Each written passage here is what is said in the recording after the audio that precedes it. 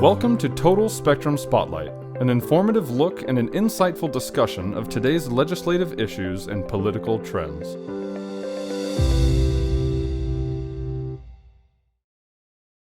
Hi, everybody. I'm Congressman Eric Paulson, and welcome to this week's Total Spectrum Spotlight.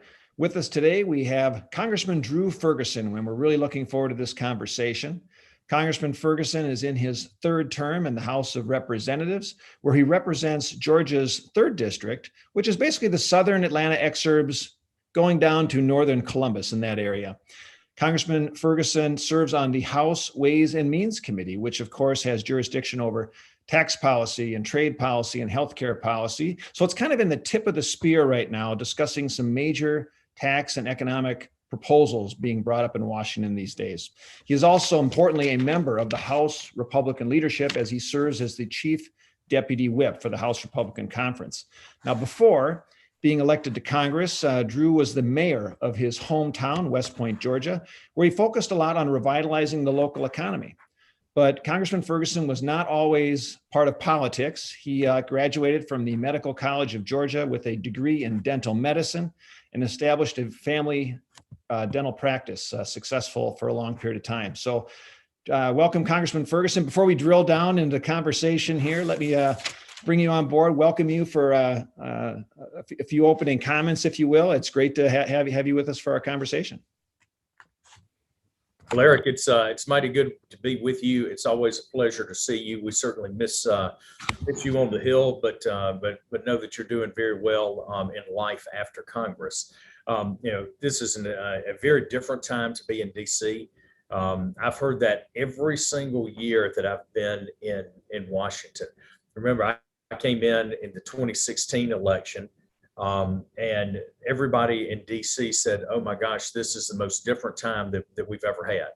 And then we had the flip of the House in the midterms, and everybody has said, oh, this is the most crazy different time that we've ever had. And now we're in the 3rd term, and everybody is saying this is the wildest, most different time that we've ever had in DC. So I guess the more things change, the more they stay the same, but it doesn't deter us from our focus of making sure that American families have the best economic opportunity, have a decent, safe place to live and go home to every night, making sure that our kids are educated well, and at the end of the day, have the freedoms to be who we want to be in this great nation. And we keep that focus along those lines. Yeah, that's great. And that leads kind of right into our conversation today, actually. A few weeks ago, the president spoke to a joint session of Congress, and basically he's proposing 2 new major spending initiatives, right? You've got the infrastructure bill, which is very broad sweeping, something like $2.3 trillion, I believe, but it's not just roads and bridges and broadband, it's some other things. And then there's the American Families Plan, which would spend another $1.8 trillion, I think, on childcare, family leave, some other social programs, right? So essentially, you've got about $6 trillion in new federal government spending, if you include the last COVID relief bill like a couple of months ago. So from your perspective, you sit in Republican leadership. How do you see this unfolding over the next couple of months? Do you think Democrats in the House and Senate are going to be willing to compromise on some of these initiatives, or are they going to choose to go the reconciliation route and, kind of muscle through some really big, some controversial bills on party line votes? So, Eric, first of all, a lot of what most of what the Democrats are proposing right now is simply not needed. They're doing it under the guise of COVID to revitalize the economy. But what you're seeing an economy that wants to grow on its own, largely in part because of the Tax Cuts and Job Acts that we passed in 2017. If you look at what's happening in the economy, America right now still has an incredibly competitive tax code. We still have a lot of things that are driving investment in research and development and allowing companies to expense things in year one. Those are really good things for our economy. And what we're seeing is that in states that are opening back up, the number one barrier to the economy growing is the enhanced unemployment and the stimulus benefits that are flowing to Americans right now.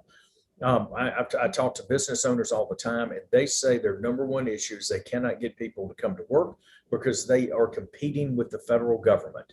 And and again, as we're seeing CDC guidelines, even as recently as this past week, telling us that it's safe to go back if you're fully vaccinated, I think we should return back to those normal processes. And what we'll find is that an infrastructure bill that has less than a quarter of it going to infrastructure and 3/4 of it going to the Green New Deal social program, I don't think that that's needed. I don't think that's what America wants. Ultimately, what's going to begin to happen is that as Americans realize that their taxes are going up and that inflation is kicking in and their buying power is being reduced, they're going to push back. The American people are going to push back on $6 trillion worth of spending. Hmm. Yeah, you mentioned sort of the state of the economy, with the job numbers being down drastically last month, right? I think we were predicting about 1 million new jobs, economists were forecasting, but we only saw about 266,000 new jobs. And you referenced the unemployment benefits as being a factor in that. Sure. Let me ask you this about infrastructure. You've been an advocate for broadband in the sense of closing the digital divide.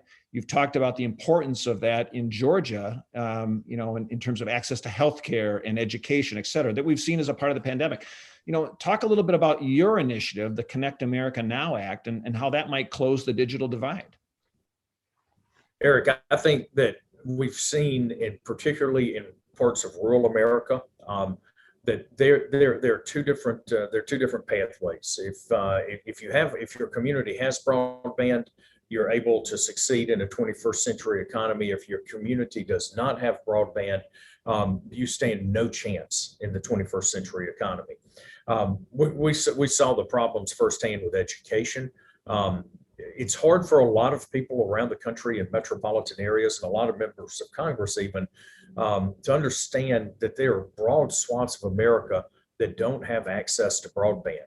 And so can you imagine a family where you have two working parents, one of them gets home, puts all the kids in the minivan and drives to the local convenience store to get public Wi-Fi, and then spend 4 hours of the evening doing homework at the Wi-Fi in front of a convenience store? That happens time and time again. It creates all kinds of issues with access to healthcare, particularly in the home health area. And can you imagine, to anybody listening to this podcast, can you imagine trying to start a business when you don't have access to broadband? It's quite candidly, it is just impossible to do. So we took a little different approach to the broadband, solving the broadband problem with the Connect America Now Act, excuse me. And the CAN Act is it's a very different approach. We have seen that in many of these rural communities where there are these family-owned telecom companies, maybe they're owned as part of a legacy buyout from maybe a merger somewhere along the line, that there's a very real hurdle to divesting of those and allowing new investment to come in. So what our bill does is it creates a qualified sale where we eliminate the capital gains tax as long as the company buying the entity, the smaller rural telephone company, commits to making a significant investment per line every year for 7 years to bring the physical plant up to the right standard. Also, we want to use some private activity bonds in this arena as well, and provide some investment tax credits. As a former mayor, I can tell you that infrastructure is vitally important. It was a key component to revitalizing the West Georgia region with the Kia Motors plant. If we don't have this critical infrastructure, our rural communities will fall further and further behind. And what we have seen in a very odd turn of events, the two groups of people in America that seem to have the most in common are rural America and the urban core. Failing infrastructure, failing education, high opioid use, and lack of economic opportunity. So again, broadband access in those areas is critically important to the future of the country. Wow, that's great. You've certainly identified a path forward on that, and wish you success on attacking that. You mentioned some tax policy earlier as well. And the president is proposing some really significant tax hikes and some big changes to some of the reforms from 2017 that you mentioned just a few years ago. He wants to raise the corporate rate, estate taxes, some new taxes on investment. And he's also expected to release some details on a plan to raise individual rates soon. So, from Ways and Means Committee perspective and where you sit right now, what do you think some of these tax changes may be, or what's the timeline, and how might the Senate approach it different from the House? I'll tell you that when you start to see what they're trying to do with the tax plan, and if you look at what they're trying to pay for with the tax plan, it's really about the reconciliation process to get a far left agenda through the House and the Senate and signed into law. Again, it is the economic Green New Deal policies that you've heard so much about that America said that they don't want any part of, and that Biden said that he would not implement, yet he's doing it. So, Eric, as you know, with the reconciliation process, you have to make a lot of numbers work and fit together, and you have to pay for things. And in order to do that, they are looking for where they can gain the biggest numbers on paper. If they can make those numbers work, then they can get through all of the rules, both on the House side and the Senate side, to get these policies enacted into law. Where those biggest numbers are really in the international provisions of the tax code and by raising the corporate rate. Keep in mind, corporate America paid for about 85% of the Tax Cuts and Jobs Act by doing away with many of the deductions that they had before. They traded the deductions for the lower rate. So this would mean that they would not only have a higher rate, but those deductions would not be there, so they would be less competitive. The international provisions that we put in place have done an amazing job of keeping American companies here and onshoring more jobs here. The previous 12 years, prior to the Tax Cuts and Jobs Act, we had 4,700 corporate inversions where companies moved their headquarters and operations overseas. Since the Tax Cuts and Jobs Act, we have had zero. That's a pretty amazing number. And yet what we're seeing from the Democrats is that they are going after those provisions because they can get the numbers on paper to pass their radical agenda. Here's what that means to the American families. Number one, less economic opportunity. Number two, more money out of their paychecks. As you mentioned, they are now going to come after individual rates. But from my hometown of West Point, Georgia, we lost literally tens of thousands of textile jobs in our region. And when we did that, we saw what happens when a community loses its manufacturing base. And we saw what happens when you rebuild it. I can tell you the dignity of work and having a job is so important for the health of this nation, our states and our communities, and our fellow Americans. The end result of these tax policies will be that you will lose American jobs, and the Democrats believe that replacing that with a check from the government is the right pathway. I will tell you that what that will do is it will leave communities and families in ruin. We've seen the benefits of a competitive tax code, and we need to fight to keep that. I believe that moderate Democrats are going to feel a significant amount of pressure in the House, and I believe that they're going to hopefully start to listen to their small business community and realize that they are going to kill the jobs in their community. And all we can hope on the Senate side is that Senate Republicans and moderate Democrats reject a Bernie Sanders type system that will raise taxes to pay for these crazy socialist policies.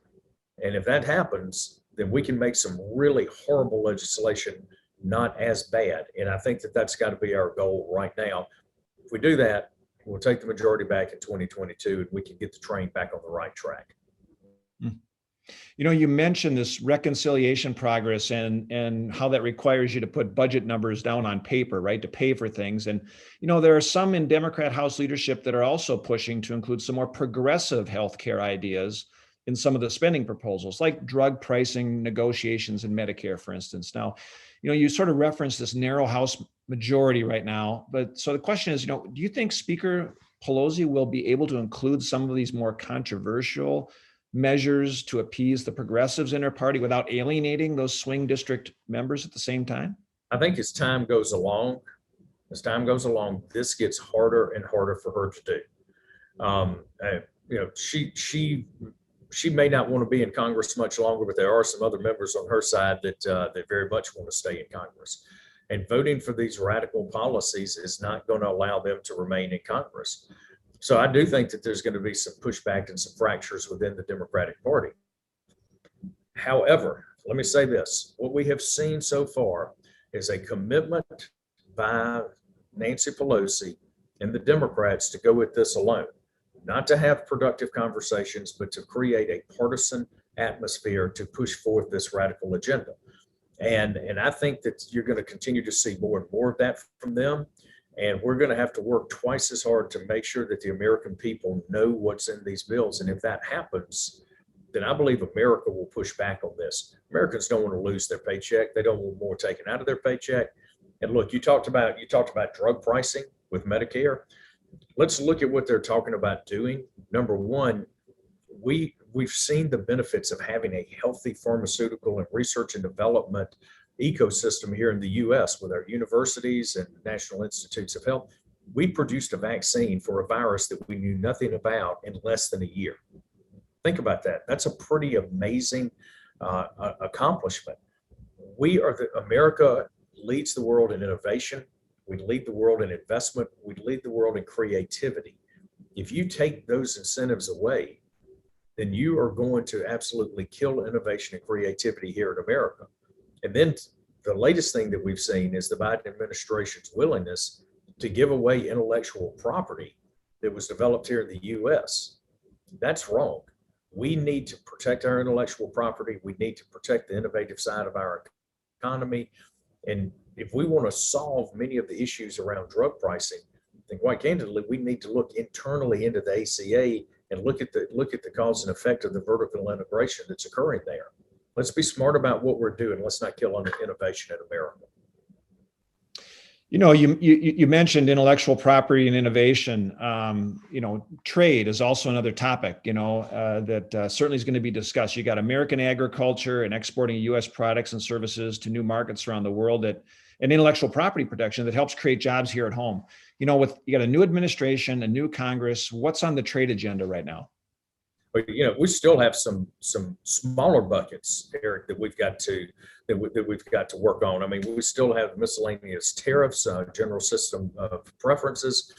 Those are things that are costing Americans jobs, and they're costing American business profits right now. So those are some smaller items. They're big in their impact, but they should be something that we can get done in a bipartisan way. We're yet to see a philosophy come from the Biden administration on exactly what their trade policy will be. It's been a little bit murky. It's been a little bit slow to develop. We did have a hearing with the new trade ambassador, Ambassador Tai, last week. She's very well qualified for the job, and I think that's someone that if given the ability to really operate can have a positive impact on trade. But it takes direction from the president. And the president right now has been very unclear and murky on which direction they want to go with trade. I will tell you this: bringing American jobs back and making sure that Americans have the opportunity at manufacturing, innovation, telecommunications, tech, all of those things. It's so important that the environment here in America is such that this is the right place to innovate and grow jobs. And then we must protect those jobs by making sure we protect our intellectual property. And we must be able to, and Americans must be able to compete fairly around the globe. Those are some basic principles that we're going to adhere to. And we want to continue to make sure that America is the best place to invest and grow for Americans to grow their business. That's great. And, of course, not everything in Washington is party line votes. There's a lot of agreement on some important policy initiatives. And in fact, you had a mental health initiative that just passed the House last week with bipartisan support. Give us a refresher on that. Sure. And Eric, we're very proud of the BIG Act. It's a behavioral intervention guideline bill. What we have found is that when you get services, whether it's mental health services, financial resources, counseling, tutoring, whatever, to students, when it's too late, we see the tragic effects of that. So what we're trying to do is to identify behaviors and actions of individuals in the schools, so that the schools can form teams around these students to get them the resources that they need. We've seen a tremendous amount of success with this. As a matter of fact, one university in my district, Columbus State University, has been doing some of this work. And what we see is that if you can identify certain behaviors in kids, whether they were an A student that's all of a sudden become a C student, if they've never had a problem with their colleagues and now have been in 2 fights in the dorm room, if you see them falling behind on their tuition, what do all of these things mean? What crisis points do they create for the students? And can we get the resources to them to help them ward off a tragic event? That's what we're trying to do with this bill. It's voluntary. It directs the Health and Human Services Secretary to create a database to deposit the best practices from around the country. And educational institutions and communities can go out and pull from these various resources to develop their own behavioral intervention teams. Again, big bipartisan bill, had over 300 votes. And in this day and age, if you ever get over 300 votes on any bill, we'll count that as a big win. And so it was a good day to finally get it across the finish line. And I want to thank my Democratic colleagues that worked so hard on that as well. I'd be remiss if I didn't mention especially the work of Jimmy Panetta from California, who was the Democrat co-lead on this, did a really good job, working his side of the aisle and to get that big vote. Wow, that's wonderful. Mental health is a significant issue, and it's great to see folks taking a very thoughtful approach, and wish you the best on a bipartisan approach there as well. Congressman Ferguson, thanks for a very robust conversation on some key topics of the day. We really appreciate it. Always a pleasure to see you, Eric, and hope to see you in person very soon. That sounds good. And also want to thank everyone for tuning in to this week's Total Spectrum Spotlight. We wish you a wonderful week and weekend.